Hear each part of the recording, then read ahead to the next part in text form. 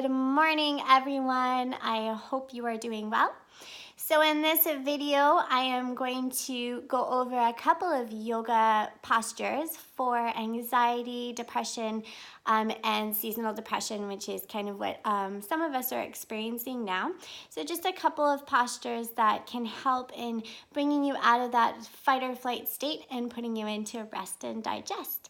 So this is the setup. We got all our stuff here, and so I'm just gonna prop you guys up, and I'll show you all the goods. So yeah, I wanted to piggyback this with a blog that I did on seasonal depression and yoga poses for seasonal depression. So I will definitely link that below. So if you want more reference or more description, you can definitely check that out. And yeah, so I wanted to make sure that I cover everybody. So I do have props here. So these are going to be restorative poses, which means that you're completely supported in the pose. So your body is not working at all. It's complete gravity taking over. So we will need supports. So if you have blocks, if you have a bolster, those are great to have. If you don't, pillows are the best option. So you can have, little pillows. You can have these big, long, body pillows are really awesome. They mimic the same thing as a bolster when you fold it in half. So I just want to make sure that everyone has options if you don't have, the yoga props, that you can use other things in your house. All right. So the first pose that I'm going to show you is a forward fold. So when we do a forward fold, we generally are trying to stretch out the hamstrings, but in this forward fold, it's going to be a very relaxed forward fold. So we're going to take a deep bend in our knees, and we're just going to allow our bellies to relax onto our thighs. And we're going to drop our arms down and dangle. So our head can dangle as well. We can grab onto our elbows, wrists, or forearms. If we want, we can sway from side to side.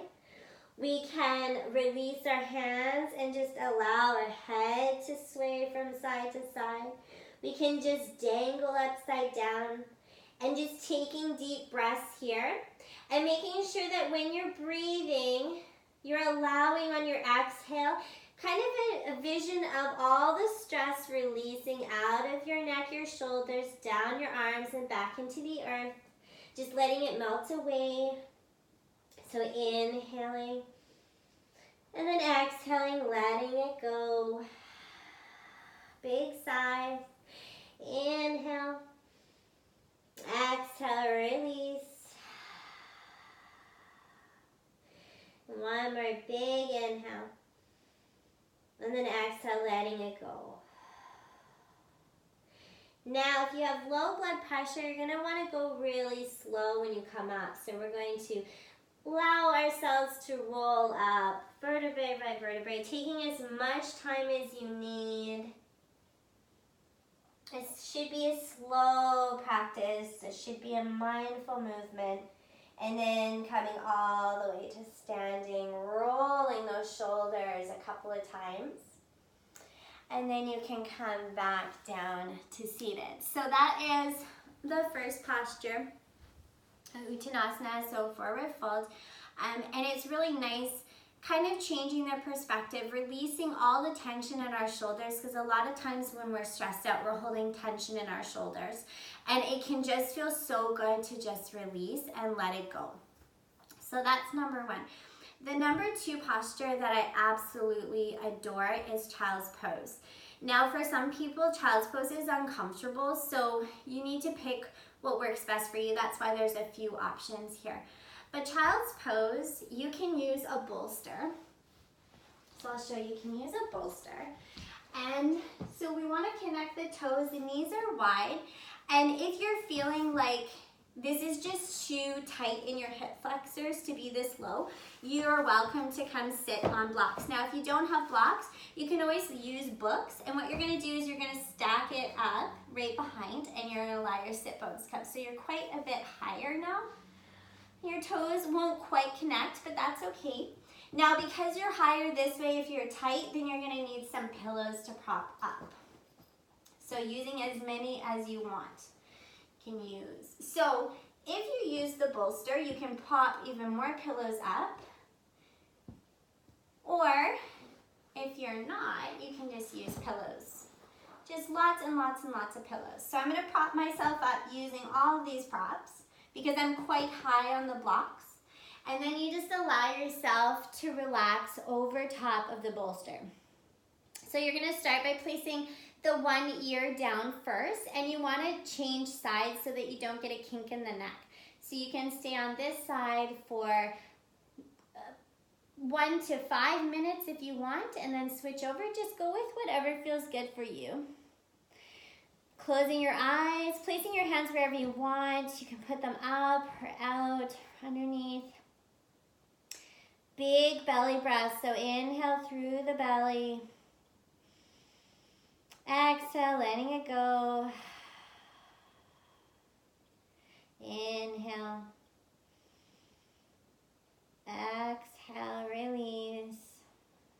And just allowing yourself to melt into the pillows and the bolsters.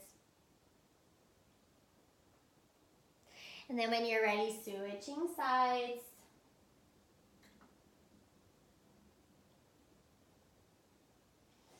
And then coming up. So that can be done for as long as feels good for you.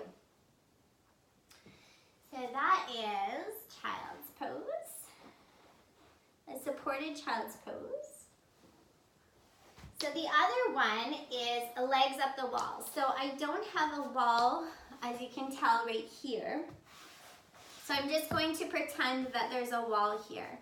And it is as literally as simple as it sounds. It is legs up the wall. So even if you don't have a wall, there's lots of options we can do anyways. Ooh. So with legs up the wall, okay, so we're gonna pretend that there's a wall here. So if there was a wall right here, we're literally just relaxing our legs against the wall. Now for some people, this feels really amazing. Some people like their legs out against the wall or souped up Adho Konasana, so you can put your feet together and put it up against the wall. So finding that position, you can move around too with it, but just allowing any tension from the legs to now release down. So if you have swelling in the legs, if you retain water, anything like that, this is great for pregnancy. Just allowing your legs to relax against the wall. If you don't have a wall like me, you can always prop yourself up slightly.